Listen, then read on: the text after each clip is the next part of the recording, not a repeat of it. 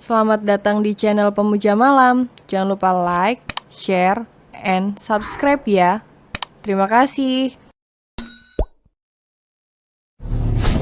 Chapter 12. Tiba-tiba berani ngambek-ngambek segala.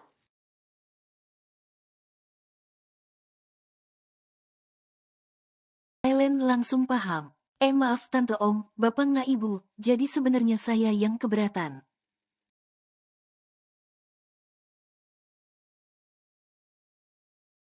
Jika acara pernikahan kami dibuat mewah dan mengundang banyak teman dan juga kerabat, ujar Aileen menyela.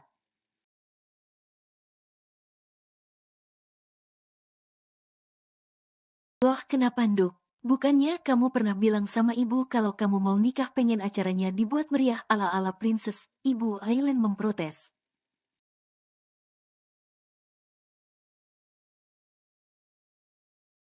Iya Buk, tapi gak sekarang soalnya. Nanti saja Buk, aku mau Kak Kafan mempelajari dulu adat Melayu kita dan Jawa kita.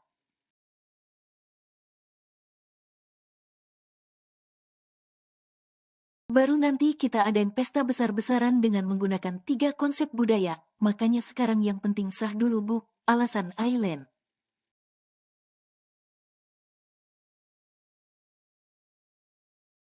Bapak cukup menerima alasan anaknya, karena dilihat memang Kafan belum sama sekali masuk kriteria Bapak sebagai anak mantu.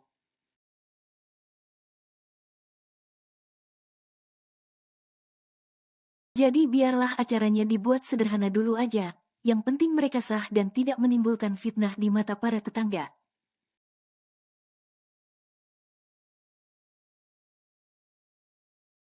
Bapak setuju nggak Aileen? Lebih baik acaranya dibuat sederhana kudai. Amekle Kafan dem pacak mengikuti budaya kita barulah kita buat acara semeriah mungkin.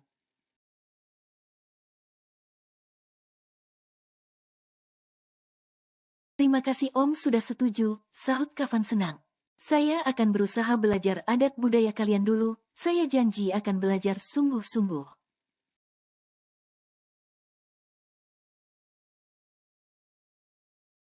Baiklah, kalau itu yang kalian sepakati, Tuan Mallory akhirnya ikut menyetujui.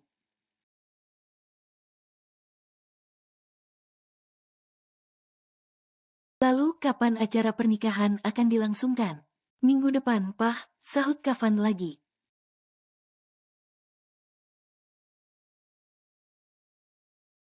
Aileen langsung menatap Kafan, tapi ada benarnya juga sih kalau pernikahan kontrak itu segera dimulai jadi akan cepat pula berakhirnya.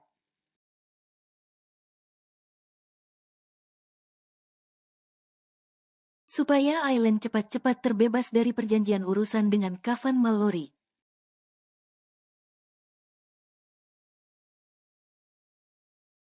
Bagaimana Pak Suhaimin, Tuan Mallory meminta persetujuan Bapak Aileen?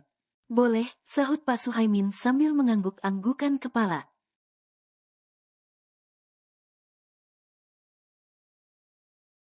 Kami akan persiapkan segala keperluannya. Oh baiklah kalau begitu, saya senang jika Bapak mau menerima niat baik kami dengan tangan terbuka.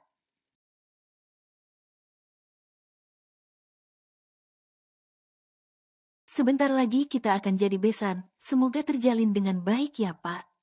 Amin Pak, kami juga senang bisa menyambung keluarga dengan keluarga Bapak yang terpandang itu.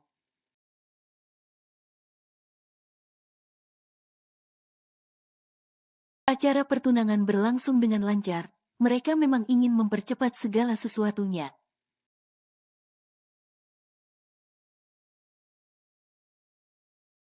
Mengingat masih banyak urusan yang harus Kafan selesaikan setelah ini. Kafan pulang mengendarai mobilnya sendiri. Tadi Lee sempat mengantarkan mobil tuannya sebelum Kafan keluar dari rumah keluarga Aileen.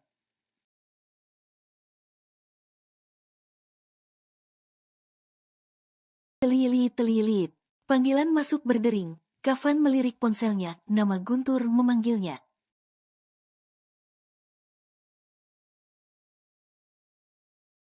Ada apa? Tanya Kafan pada anak buahnya ini.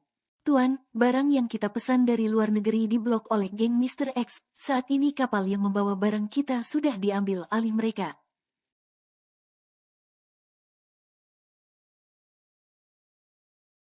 Kami masih di pelabuhan dekat perbatasan. Apa yang harus kami lakukan, Tuan? Tanya Guntur dengan suara panik menceritakan kronologi.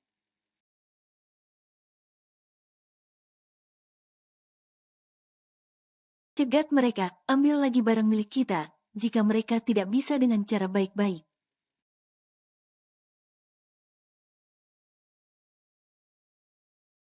Maka bunuh mereka, tapi kau harus waspada, mereka pasti membawa senjata lengkap. Kafan memberi solusi.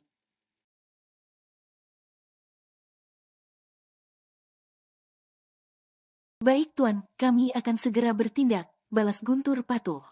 Ingat, eksekusi dengan rapi, jangan sampai ada polis yang bisa melacak tindakan kalian. Aku paling malas berurusan dengan mereka, pesan Kafan.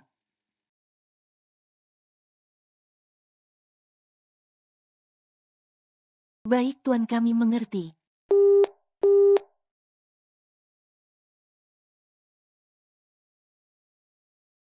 Panggilan dimatikan. Kafan tersenyum sinis layaknya iblis, matanya memicing tajam lurus ke depan.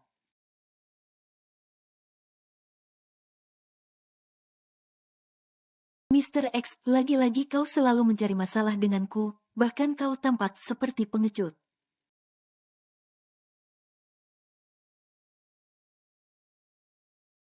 Menggunakan topeng untuk merahasiakan identitasmu, tapi kau terus menyerang musuh-musuhmu.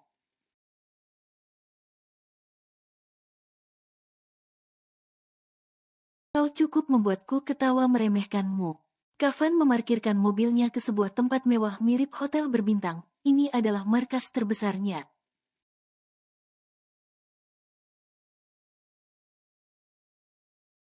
Markas dengan fasilitas mewah dan sangat menakjubkan. Setiap orang yang baru pertama kali datang kemari akan terpana dan merasa nyaman.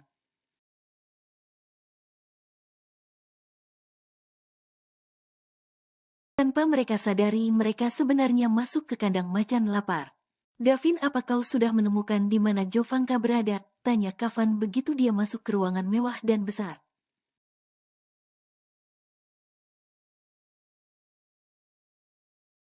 Ini adalah tempat mereka mengadakan meeting.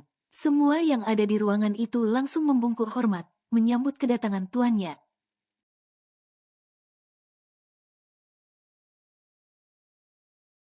Tuan, Davin segera membungkuk memberi hormat. Untuk saat ini belum Tuan, hanya kemarin anak buah saya sempat melihat Nona Jovanka ditemui seorang laki-laki di sebuah kafe di kota terpencil.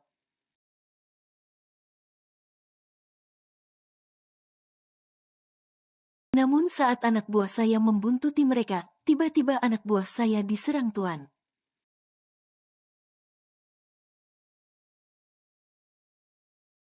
Dia terluka parah sehingga tidak bisa melanjutkan aksinya, terang Davin panjang lebar.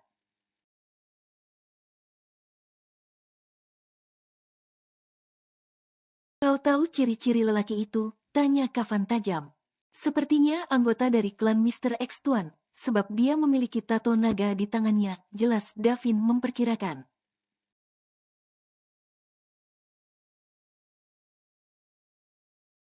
Rupanya tikus kecil itu mencari sekutu, cibir Kafan sinis. Sepertinya kita biarkan saja tikus kecil itu berkeliaran dulu. Aku mau tahu apa yang akan tikus kecil itu lakukan padaku.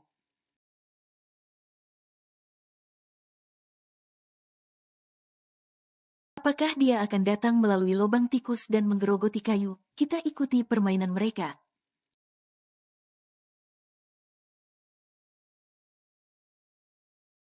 Jadi, rencana Li untuk menyingkirkan Nona Jovan kita tunda Tuan, tanya Davin memperjelas.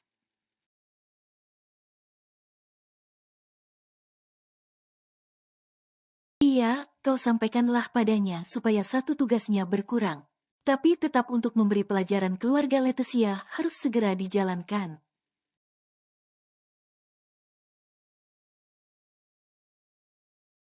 Aku sudah tak mau menunda lagi. Aku mau mereka merasakan akibat dari kelancangan mereka sudah berani menantangku.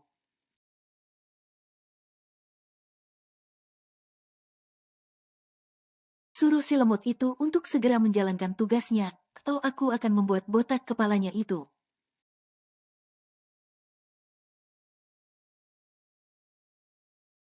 Bah, baik Tuan, Davin semu ngeri tapi semu pengen ketawa juga membayangkan kepala Lee yang mendadak botak karena Tuan Kafan.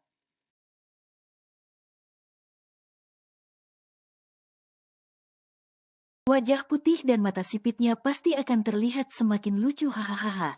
Davin segera pergi dari ruangan Kafan diikuti beberapa anak buahnya, meninggalkan tuannya bersantai ria di ruangannya sendiri.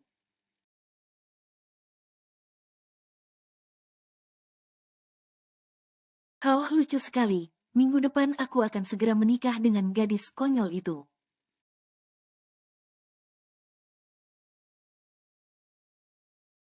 Kalau bukan karena Jovanka aku masih ingin bersenang-senang dengan duniaku saat ini.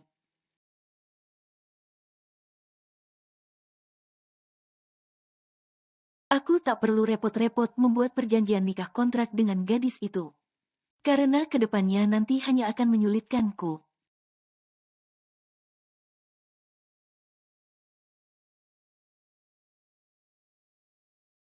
Aileen terbelalak cukup kaget melihat keluar kaca mobil. Dia seperti melihat seseorang yang sangat dikenalinya sedang berjalan dengan dua orang asing.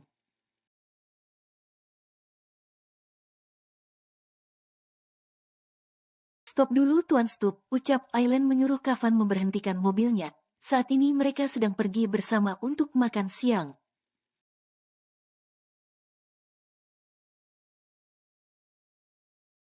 Kafan dengan cepat memberhentikan laju mobilnya. Ada apa? Tanya Kafan kaget.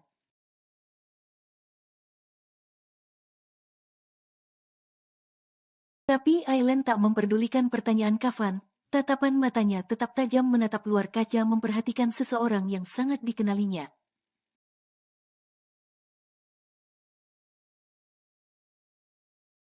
Tuan tunggu sebentar ya, aku ada urusan. Aileen membuka pintu mobil langsung mau berlari mengejar Asmi.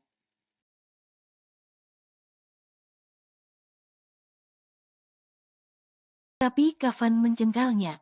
Hei apa-apaan kau ini, kita sedang buru-buru mau makan siang. Apa tak bisa kau tindak urusanmu itu? Omel Kafan.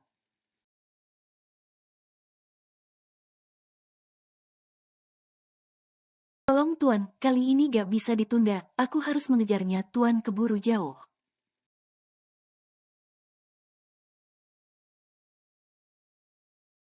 Aileen mengibaskan cengkalan tangan Kafan, langsung turun mengabaikan cegahan Kafan.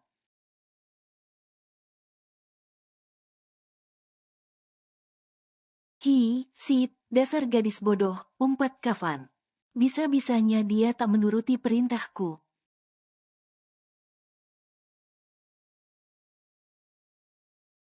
Aileen terus berlari mengejar Asmi yang masih berjalan menuju gang sempit di tengah kota.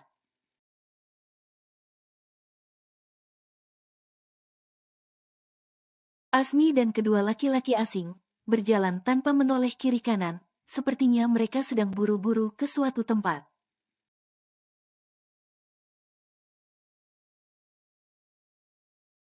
Asmi, tunggu, panggil Aileen dengan suara keras. Asmi.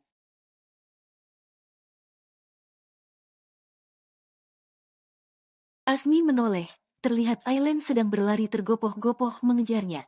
Wajah Asmi tampak terkejut, kenapa harus ketemu Aileen di saat seperti ini?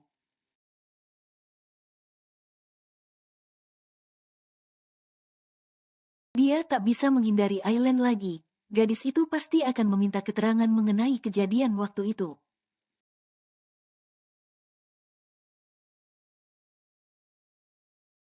Asmi memberi kode kepada dua laki-laki asing yang bersamanya untuk menunggu.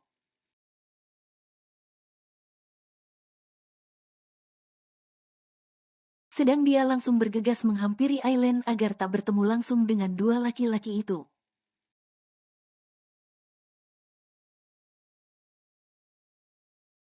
Lin, lu ngapain di sini? Asmi menarik tangan Aileen untuk sedikit menjauh dari dua laki-laki itu.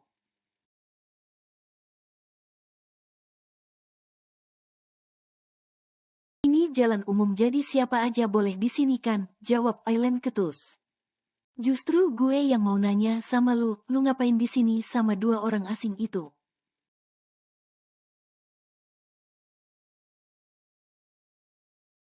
Lu Lu itu kerja apa sih sebenarnya? Aileen langsung membidik dengan pertanyaan yang menohok.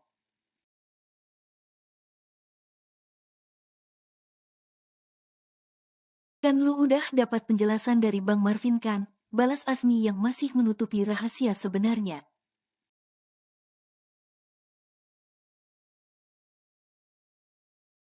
Penjelasan apaan? Justru lu sama Bang Marvin buat gue makin curiga, sahut Aileen jengkel.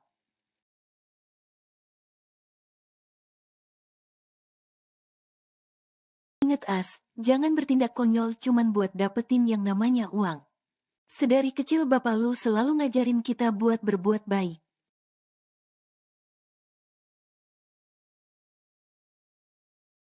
Menjadi generasi bangsa yang membanggakan dengan prestasi dan melestarikan budaya.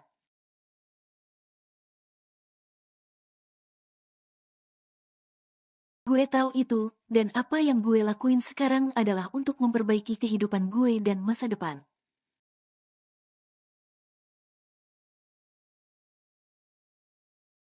Dan gue rasa apa yang gue lakuin itu gak ada yang salah.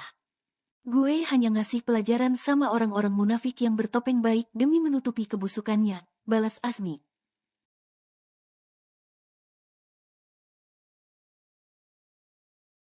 Udah deh Lin, lu sebagai temen gue harusnya lu dukung gue. Lu doain gue biar gue cepet sukses, bukan nuduh yang gak-gak.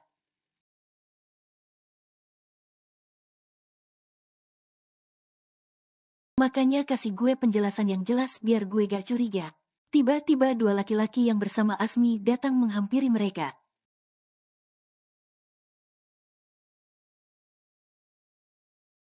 Kafan yang melihat sepertinya ada sesuatu yang berpotensi membahayakan Aileen langsung turun dari mobil berjalan ke arah mereka.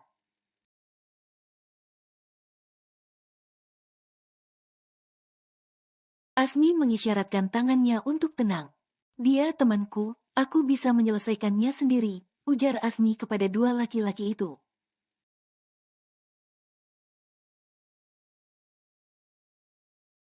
Lin, gue gak bisa cerita sekarang, gue masih banyak tugas yang harus gue selesain.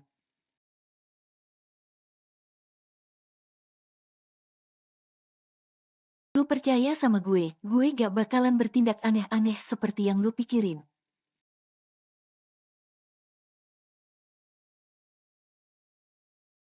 Gue janji kalau urusan gue selesai gue bakalan cerita sama lu.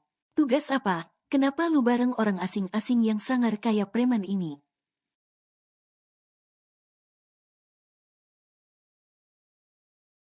Lu berurusan sama mereka, lu bilang gue bakalan bantuin lu gebukin mereka.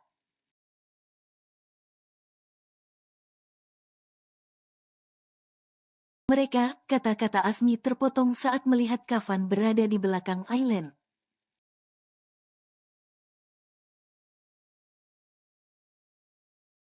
Dua orang yang berada di samping Asmi menatap Kafan dengan tatapan membunuh. Begitupun dengan Kafan menatap mereka bak iblis, rupanya mereka adalah klan musuhnya.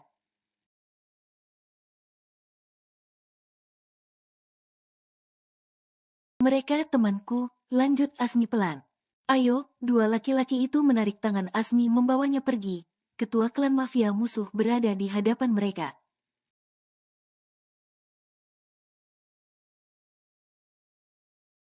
Mereka tak bisa melakukan apapun sebelum mendapat perintah dari tuan besarnya.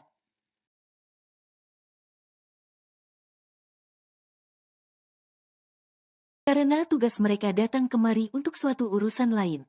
Asmi, tunggu, Asmi.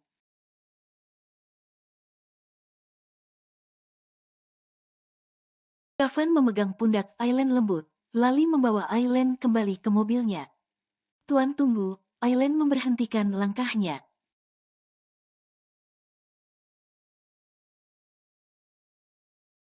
Kenapa Asmi dan dua laki-laki aneh itu terkejut saat melihat kedatangan Tuan?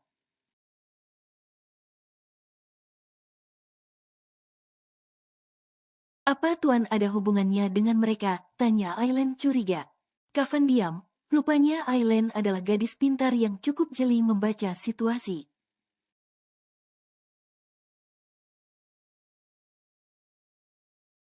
Kafan memang tak tahu pasti jika teman Aileen terlibat dalam klan musuh.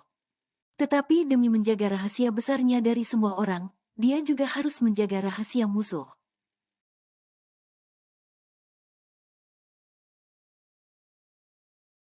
Mungkin mereka kalah mental, kau kan tahu kalau aku selalu memasang wajah menyeramkan, sahut Kafan berkilah.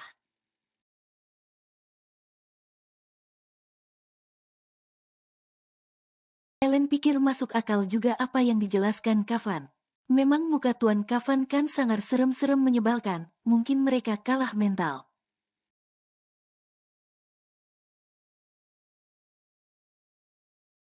Tapi kenapa Asmi terlihat begitu terkejut, seperti mengenal sesuatu yang lain dari Kafan?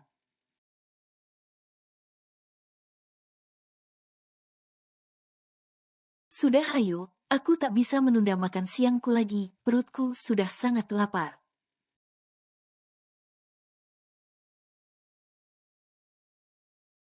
Jangan tunda lagi dengan sesuatu yang tak penting darimu, Kafan kembali menarik tangan Aileen menuju mobilnya.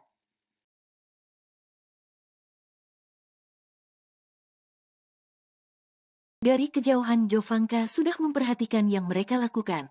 Tangannya mengepal menahan kebencian, matanya memicing tak terima.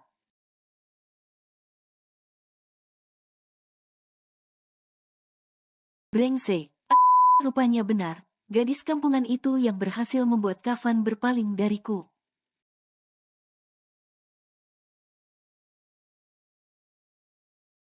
Lihat saja nanti apa yang akan aku lakukan, aku akan membuatnya menyesal telah berani masuk dalam kehidupan lelakiku.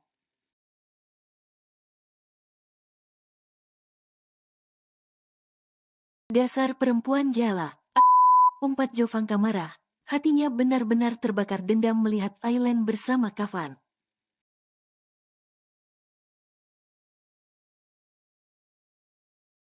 Kau mengenali gadis itu? Tanya seorang laki-laki memakai topeng yang semua orang menyebutnya adalah Mr. X.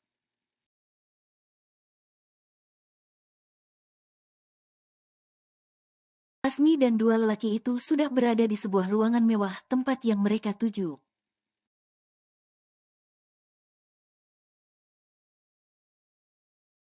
Dia teman saya Tuan, dia sahabat saya sejak sekolah, sahut Asmi menjelaskan.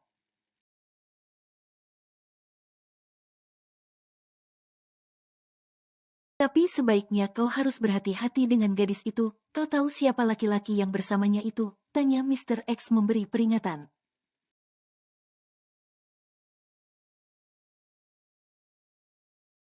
Dia bos Aileen Tuan, orangnya terkenal galak dan bengis, sahut Asmi polos. Hahaha, bukan hanya itu Asmi, lelaki itu adalah ketua klan mafia yang paling terkenal ganas kejam yang ditakuti sebagian klan lain di kota ini.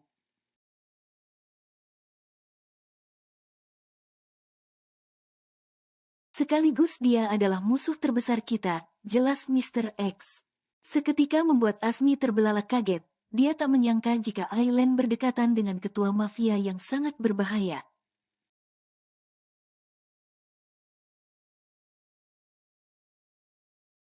Apa Tuan Ja, jadi bos Aileen, Tuan Kafan Mallory, belalak Asmi kaget. Ya Tuhan, berarti Aileen berada di tempat orang yang sangat berbahaya, gumamnya panik.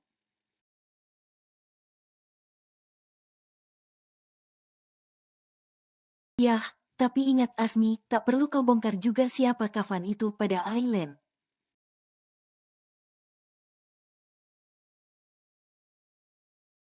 Sebab jika kau bongkar dia berarti kau sedang membongkar dirimu sendiri, peringatan Mr. X lagi pada Asmi.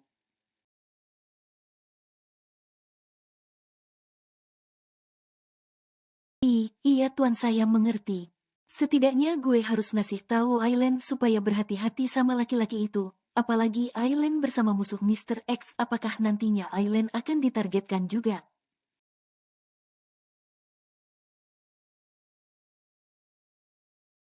Ya Tuhan, kehidupan apa ini yang terjadi dengan kami? Kenapa tiba-tiba kami berada di kumpulan orang-orang seperti ini?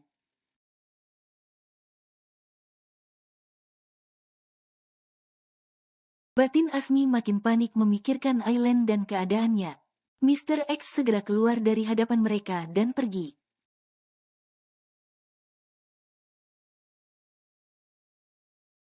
Namun sebelum pergi Mr. X menatap Asmi dengan tatapan yang cukup dekat. Mata itu seolah mengisyaratkan sesuatu yang seketika membuat Asmi seolah mengenali mata itu.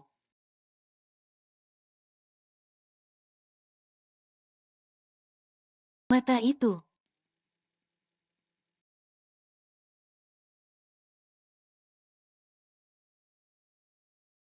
Aileen masih kepikiran dengan sikap Asmi yang tiba-tiba berubah saat melihat Kafan. Sepertinya Asmi mengenali Kafan sesuatu yang tidak diketahuinya.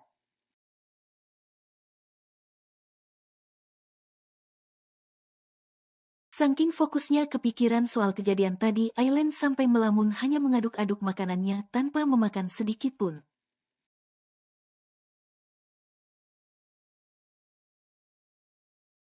Kafan memperhatikan Aileen. Kenapa gak dimakan, gak suka, tanya Kafan dengan logat dinginnya.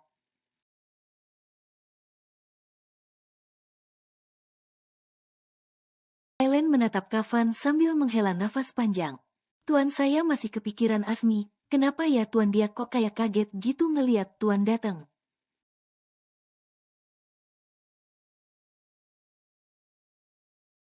Dia kayak kenali tuan sesuatu yang saya gak tahu, ucap Aileen tanpa basa-basi karena memang itu yang sedari tadi dipikirkannya.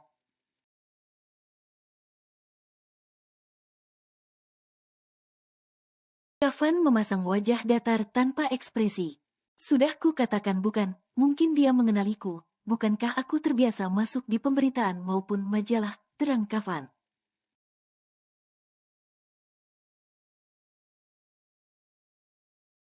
Atau bisa jadi temanmu itu korban berita yang Jovanka buat beberapa hari lalu tentang diriku.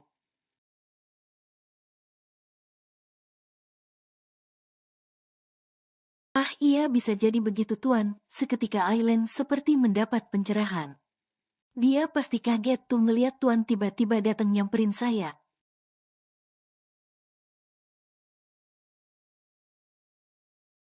Terus dia heran kok saya bisa bareng tuan, Aileen membenarkan argumen Kafan.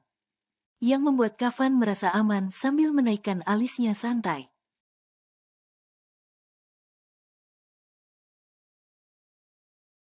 Kamu beneran gak tahu apa pekerjaan temanmu itu, selidik Kafan. Aileen menggeleng.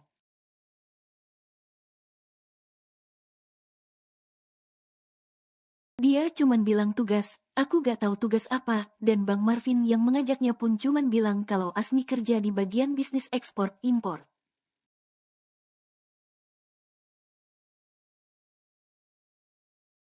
Pas aku nanya lebih detail gak dapet jawaban dari mereka, sahut Aileen lesu.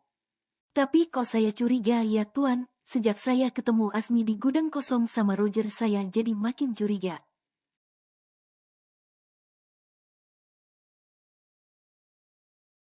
Aileen kembali menggebu-gebu. Sepertinya jika itu bukan urusanmu, lebih baik tak perlu juga kau ikut campur.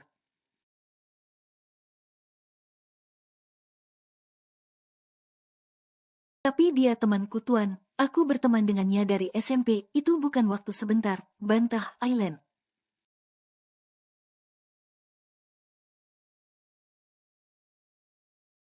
Kamu mau ke poin dia. Nanti kutanyakan kalau dia pulang, balas Aileen sembari cemberut.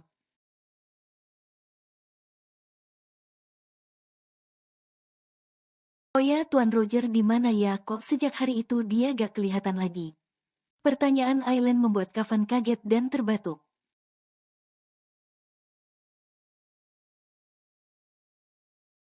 Uhuk, kenapa pedas sekali masakan ini, keluh Kafan pura-pura.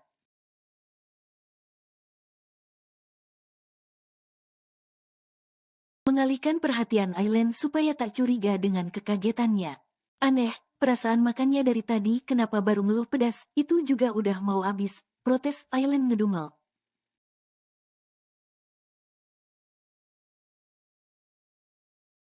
Pedasnya baru terasa ini, menyengat sekali, pasti ini kebanyakan lada bukan cabai.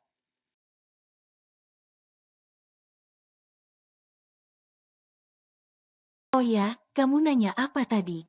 Roger gak tuan apa-apain kan, sampai dia hilang bagai ditelan bumi seperti ini.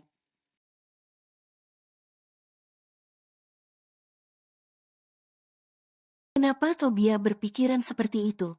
Ya kan kemarin Tuan sempat telepon entah siapa kan suruh emberesin si Roger.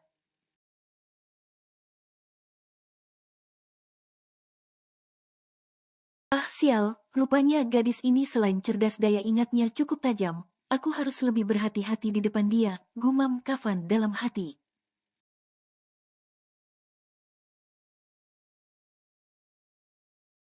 Aku sudah membawanya ke suatu tempat yang lebih aman.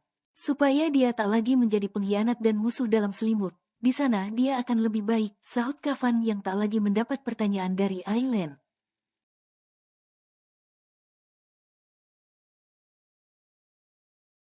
Tepatnya adalah di alam baka, lanjut batin Kafan. Tuan, apakah dunia persaingan bisnis itu cukup kejam? Tanya Aileen lagi.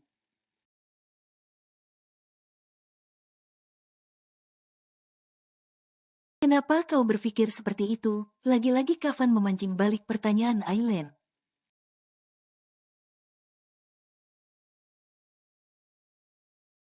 Sepertinya Kafan gak mau terjebak dengan jawabannya. Dia harus tahu arah pemikiran Aileen.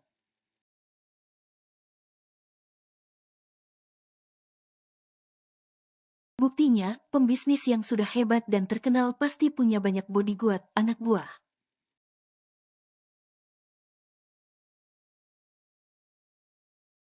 Belum lagi tim yang benar-benar royal dan siap melindungi rahasia tuannya, belum lagi tiba-tiba diserang orang asing.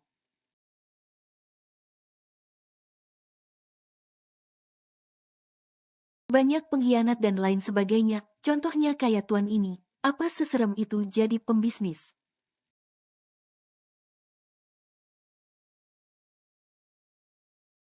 Bisa dibilang begitu, namanya kita menjadi orang sukses dan memiliki kekuasaan di atas siapapun otomatis banyak orang iri.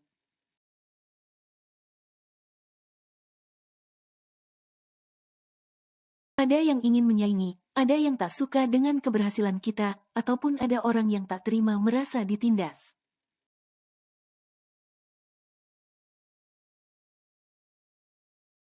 Jadi itu sudah hal biasa dalam dunia bisnis, jelas Kafan memberi pemahaman pada Aileen.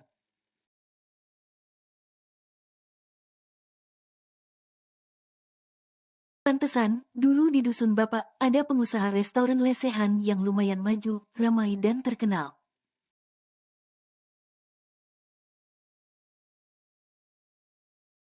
Banyak di sekitar saingan yang ngerasa kalah saing, tetangga iri, diguna-guna keluarganya pada sakit-sakitan.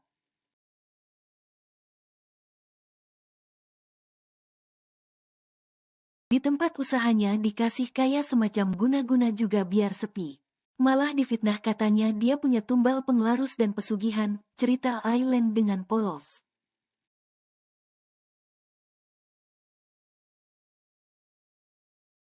Pemikiran macam apa itu, terlalu jadul, cibir Kafan, yang notabene-nya dia sama sekali tak mengenal sejenis klinik seperti itu.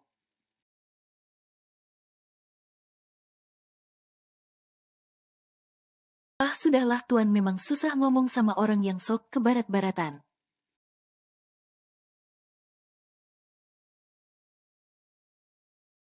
Kamu itu pemikirannya terlalu kuno. Ingat Aileen, sebentar lagi kita akan menikah. Jangan sembarangan bergaul dengan orang asing. Petik 2.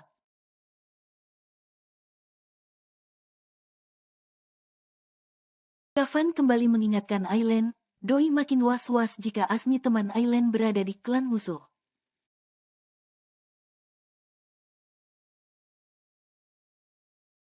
Besar kemungkinan suatu saat nanti mereka akan menargetkan Aileen untuk menjadi umpannya.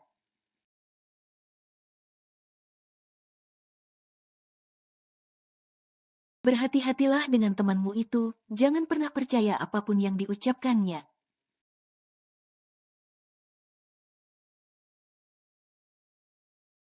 Kau harus lebih percaya apa yang kukatakan. Kenapa bisa begitu tuan, protes Aileen.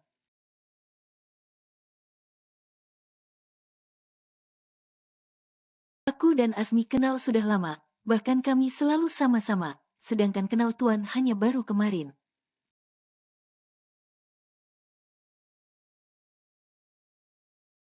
Kenapa saya harus lebih percaya tuan ketimbang teman saya sendiri? Apa maksud Tuan? Doi masih gak terima dengar statement Kafan.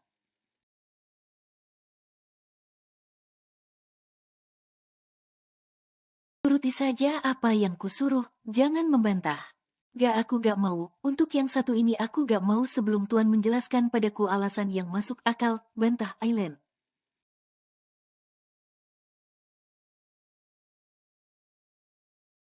Bukankah aku sudah menjelaskannya padamu, jika aku ini adalah seorang pengusaha yang cukup sukses dan berpengaruh besar di kota ini.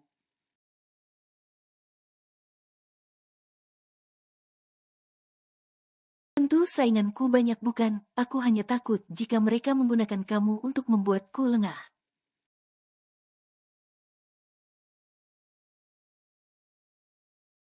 Bukankah sebentar lagi kita akan menikah dan semua orang pasti akan tahu itu, Kafan memberi penjelasan.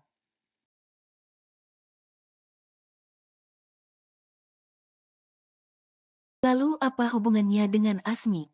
Bisa saja dia sekarang sedang merintis bisnis bersama musuh atau sainganku, jawab Kafan.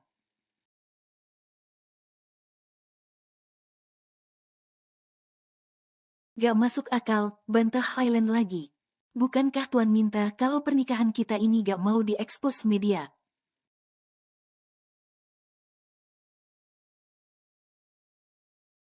Bahkan yang diundang aja hanya keluarga dekat. Lalu gimana caranya Asmi tahu? Emang Asmi ini wartawan?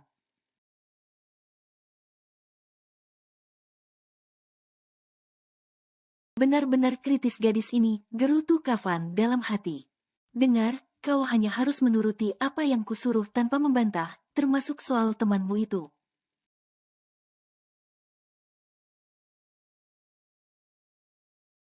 Aku tidak bisa menjelaskanmu secara detail sekarang, karena pernikahan kita bukanlah pernikahan sebenarnya, sahut Kafan ketus.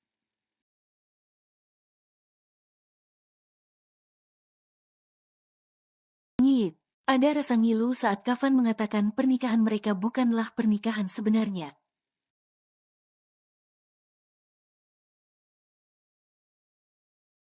Ellen jadi ngerasa semakin terbebani dengan janjinya pada kedua uang tuanya.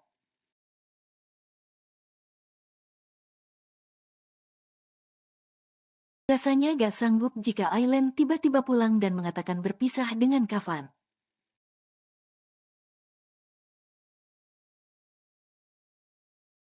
Karena pernikahan mereka hanyalah sebuah kontrak pernikahan saja, bagaimana reaksi ibu dan bapak?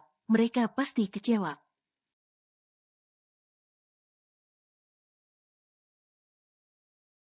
Kalau sudah tahu pernikahan bukan sebenarnya, kenapa jadi banyak ngatur dan menuntut sih?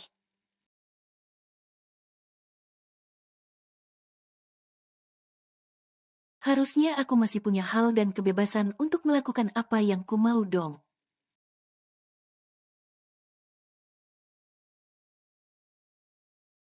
Rungut Aileen sambil berjalan meninggalkan Kafan. Aku membayarmu bukan, balas Kafan geram.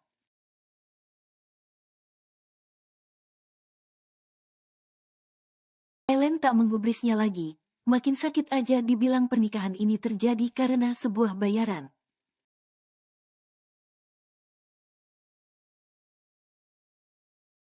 Seakan dia adalah perempuan yang paling mata duitan, rela menggadaikan sesuatu yang sakral itu hanya demi uang.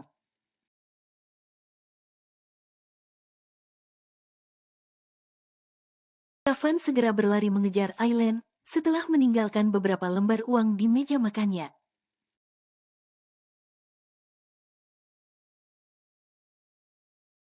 Gue makin curiga sama si Kafan Pankopan kapan itu, pasti ada rahasia besar yang Asmi tahu soal Kafan, gumam Aileen menggerutu curiga.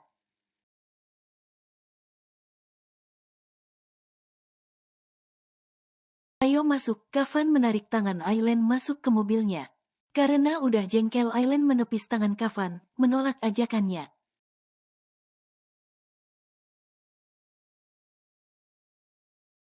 Gak usah, aku mau pulang sendiri pakai taksi online, tolak Aileen judes. Udah sana Tuan balik duluan ke kantor.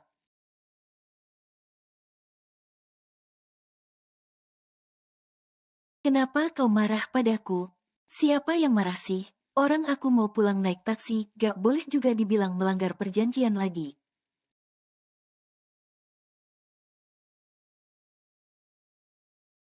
Oke fine, pulanglah naik taksi. Tapi ingat jangan sampai telat ke kantor, Kavam mengalah.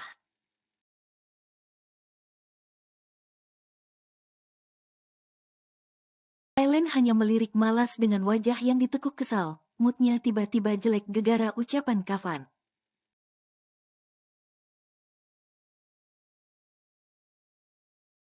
Sehabis makan siang bersama Tuan Kavan, Aileen kembali ke kantor naik taksi online gegara ngambek dengan Kavan.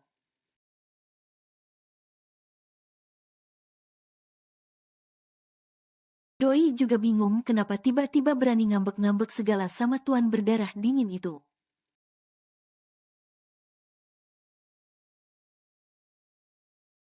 Dan lucunya sang Tuan gak marah padanya. Aileen tiba di kantor. Siang ini tugasnya adalah membantu staf bagian keuangan untuk rekapan omset perusahaan. Aileen segera masuk ke ruangan staf.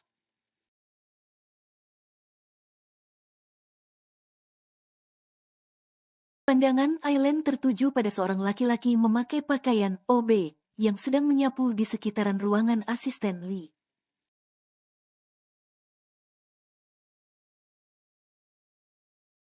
Rasanya cukup asing melihat wajah itu, seperti bukan OB biasanya. Karena di kantor Tuan Kavan, OB yang ditugaskan bersih-bersih di ruangan asisten Lee.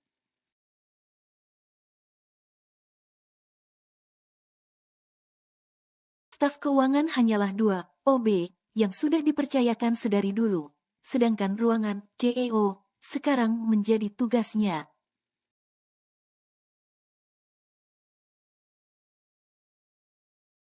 Tapi OB ini sepertinya bukan salah satu dari kedua OB itu, karena Aileen hafal betul wajah mereka.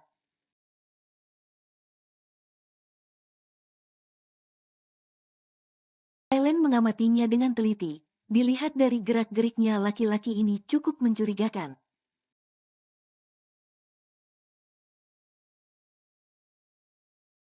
Dia sedari tadi bukan sedang ngepel, tapi hanya sebatas memegangi gagal pel-pelan tapi tatapannya fokus mengamati asisten Lee yang sedang sibuk di ruangannya.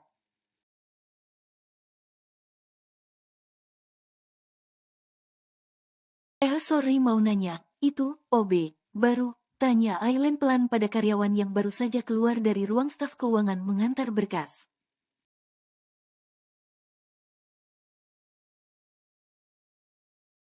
Ruangan asisten Lee dengan staf keuangan bersebelahan. Sepertinya begitu, aku juga baru melihatnya hari ini. Kenapa? Tanya karyawan itu balik.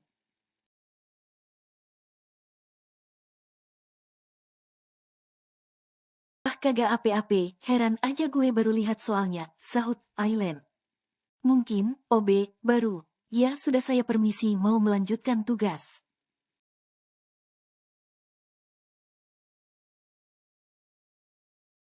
Ini kantor udah kayak zaman penjajahan aja, bahasa yang digunakan baku banget, gak asyik, gerutu Aileen mengomentari.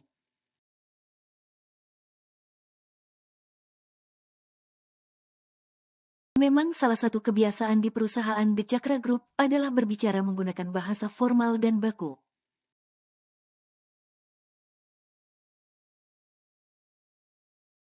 Serta sangat menjunjung tinggi CEO, pokoknya udah mirip banget sama drakor dan film-film CEO Mandarin.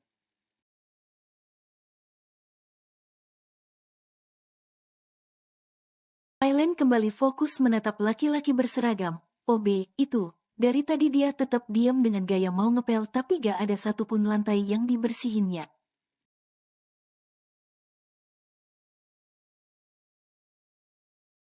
Gak beres ini, kecurigaan Aileen makin jadi.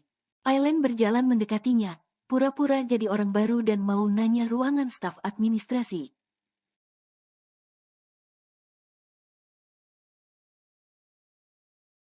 Permisi, maaf numpang nanya boleh, ujar Aileen berbasa-basi.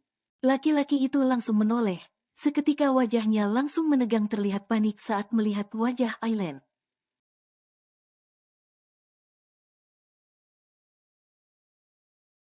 Macam baru ngeliat hantu aja orang ini, seperti dia sangat mengenal Aileen dan kepergok langsung.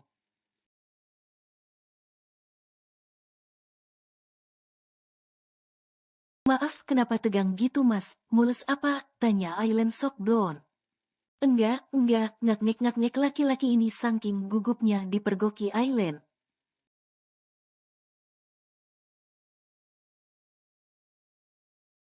Gagap apa gugup nih, Aileen sengaja ngerjain.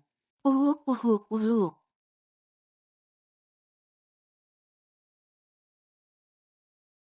Laki-laki itu terbatuk, kayaknya kesedak ludahnya sendiri.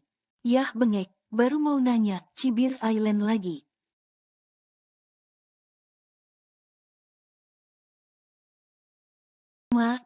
Maaf mau nanya apa, akhirnya keluar suara juga tuh si OB.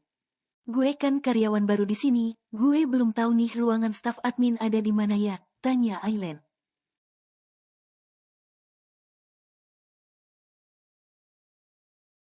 Doi pura-pura jadi orang baru. Mau ngetes aja doi beneran. OB, di sini apa? OB. Soalnya mencurigakan.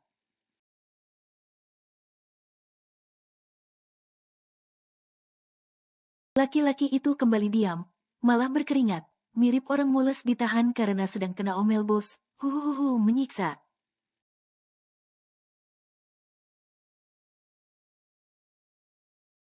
Maaf non, saya juga, OB, baru hari ini masuk kerja. Jadi kurang tahu ruangan itu di mana, sahutnya samar-samar, kayaknya doi bingung mau manggil Aileen apa.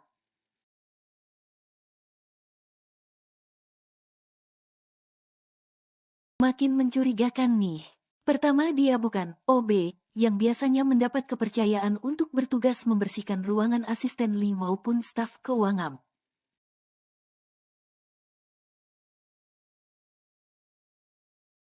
Sangat gak mungkin kalau tiba-tiba asisten Lee mengganti OB baru yang belum lolos seleksi untuk membersihkan ruangannya.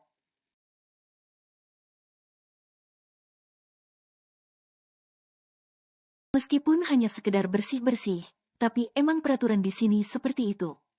Kedua, kenapa nih, OB, kayak kenal Aileen, seperti tahu posisi Aileen di perusahaan ini, sampai dia bingung mau manggil Aileen dengan sebutan apa.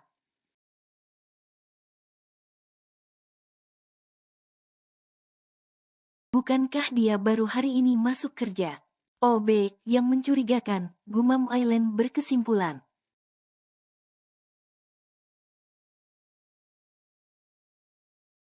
Oh gitu, berarti baru hari ini masuk kerja, tanya Aileen memastikan.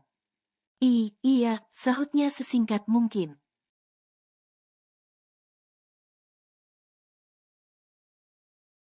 Maaf nih ya, gue lihatin lu dari tadi bengong aja kagak ngepel-ngepel, ngeliatin apa sih?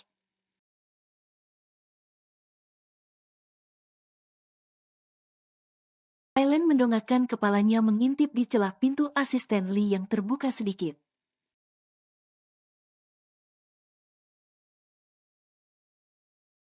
Entah sengaja dibuka supaya OB ini bisa mengintip atau pas kebetulan kebuka.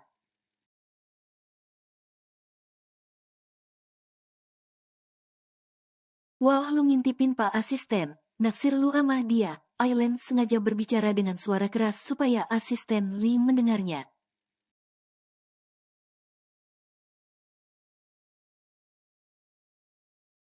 Bukan non, makin gak jelas bocah itu ngomong.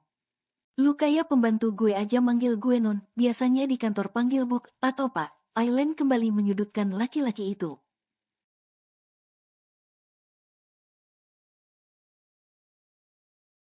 Udah dia aja gagap mau ngomong tambah disudutkan makin panik gak bisa ngomong dia.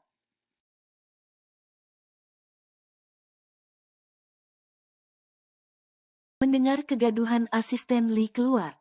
Kalian sedang apa di sini? Tegur asisten Lee menampakkan kewibawaannya.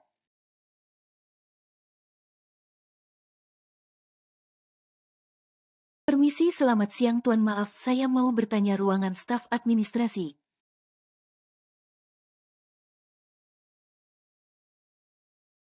Ellen mengedip-ngedipkan matanya sebelah memberi kode pada asisten Lee. Saya karyawan baru di sini, Tuan, jadi masih bingung.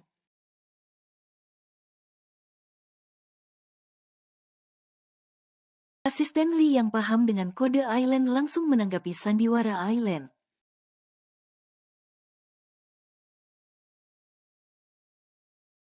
Oh, ruangan staf admin tidak di sini. Kembalilah ke ruangan depan, tanya karyawan di sana, sahut asisten Lee tegas.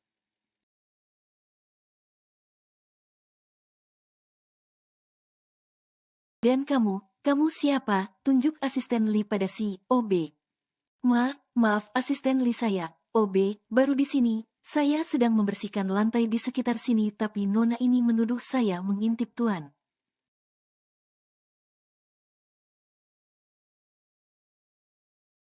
Sahutnya gak gagap lagi, malah terkesan lancar. OB, baru, siapa yang menyuruhmu membersihkan di daerah ruanganku? Hardik asisten Lee.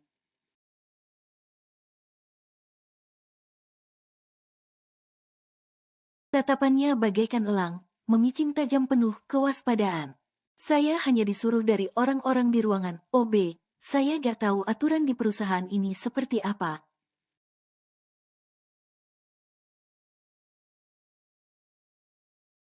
Sahutnya polos, benar-benar menampakkan wajah polosnya. Lee sepertinya sudah menangkap kejanggalan yang terjadi. Dia juga memainkan permainan yang sudah dimainkan laki-laki itu.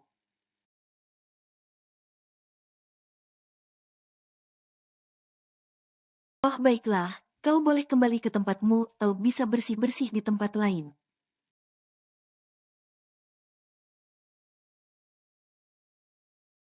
Khusus ruanganku dan staf keuangan sudah ada, OB, khusus yang kami percayakan. Nanti saya akan panggil dia saja, kau boleh pergi.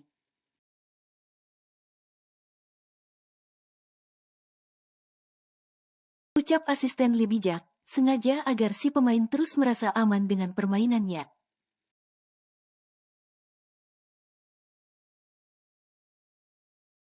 Baik tuan, saya permisi, OB, itu segera pergi sembari membungkukkan badannya.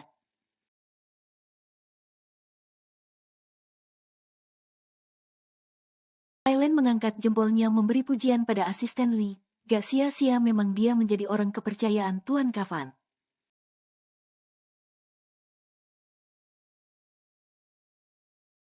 Kejeliannya yang tajam serta permainan cantiknya yang pandai menguasai keadaan benar-benar seperti petarung yang handal dalam menyusun siasat dan taktik.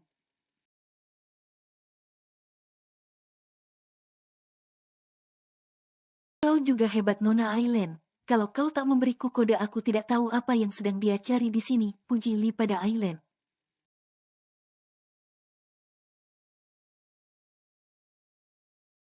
Maaf ya Pak Asisten, aku cuma curiga aja. Gak taunya emang beneran mencurigakan dia itu.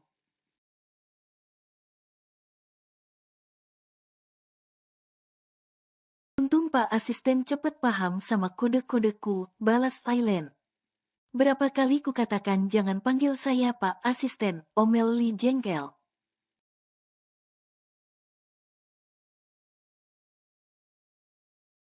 Oh maaf Pak, Tuan Asisten Lee, balas Aileen nyenyenges.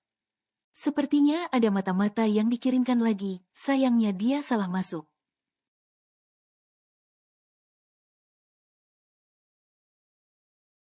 Di sini adalah kandang singa lapar, tapi kenapa tikus dimasukkan kemari? Aileen hanya diam mendengarkan gumaman asisten Lee.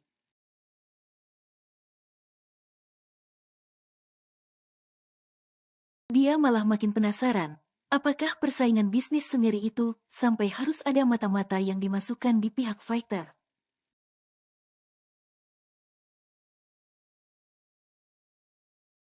Atau memang karena ada sebab lain? Nona Aileen sebaiknya segeralah kembali ke tempat kerja. Terima kasih sudah membantuku untuk berwaspada.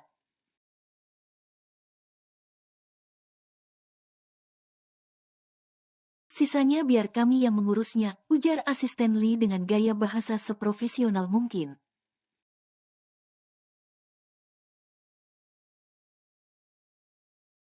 Lagian aku juga gak mau ngurusin, gerutunya lirih.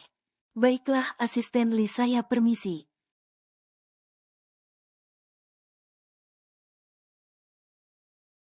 Penyusup kembali datang. Sepertinya Mr. X memang benar-benar ingin tahu seperti apa hubungan antara Nona Island dengan tuan muda Kafan.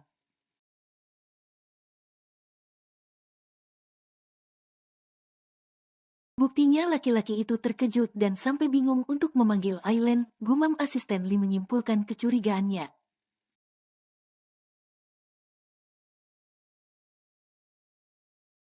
Tapi, untuk apa Mr. X mau tahu soal hubungan percintaan tuan muda? Apakah Mr. X bekerja sama dengan Nona Jovanka?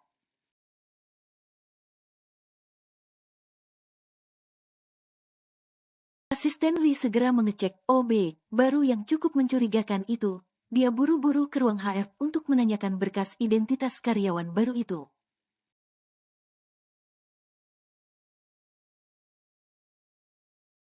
Ini asisten Lee, ucap HR menyerahkan berkas data identitas si OB baru. Kau yakin kemarin sudah interview dia dengan teliti? Tanya asisten Lee menegaskan.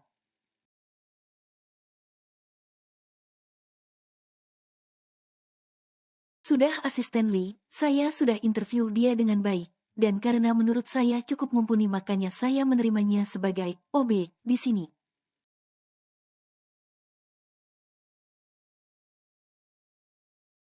Sahut HR menjelaskan, nada bicaranya sedikit bergetar menahan takut jika apa yang dilakukannya adalah salah.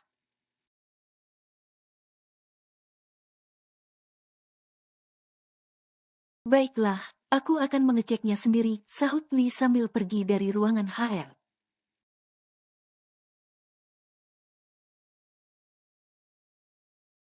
Lee kembali ke ruangannya, membaca dengan teliti biodata maupun riwayat hidup si OB.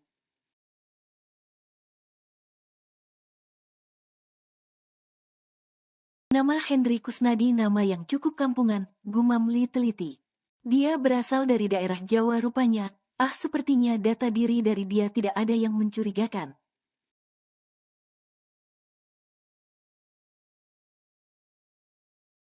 Dia hanyalah laki-laki dari kampung yang datang ke kota untuk mengadu nasib. Pengalaman kerjanya juga selama ini memang di bagian cleaning service.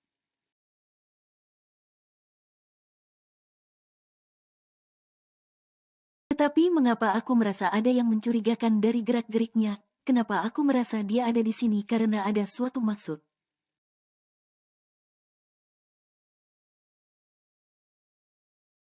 Apakah aku terlalu berlebihan waspada sampai aku berpikir jelek terhadap orang lain?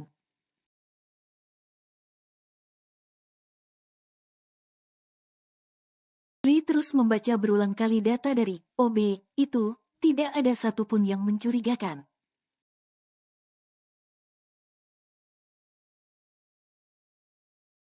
Mungkin ini hanya rasa parnonya saja, sebab dia harus sangat waspada setelah kasus Roger.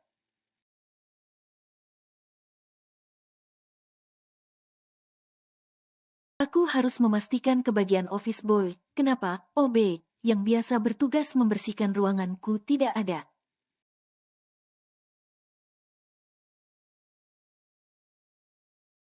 Kenapa diganti karyawan baru itu? Gumam Lee lagi lalu bergegas menuju ruang tempat OB.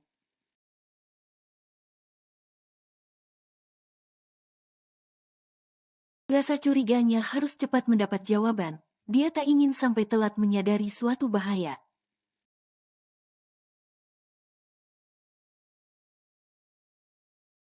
Telilit. Lee ke ruanganku sekarang, perintah Kafan dari ujung telepon.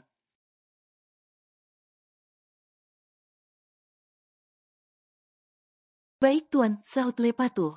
Dia segera masuk ke ruangan Kafan. Dia mengurungkan niatnya untuk datang ke ruangan OB.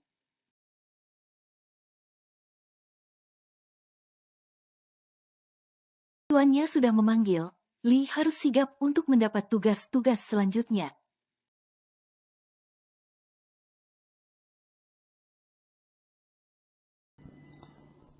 Bersambung.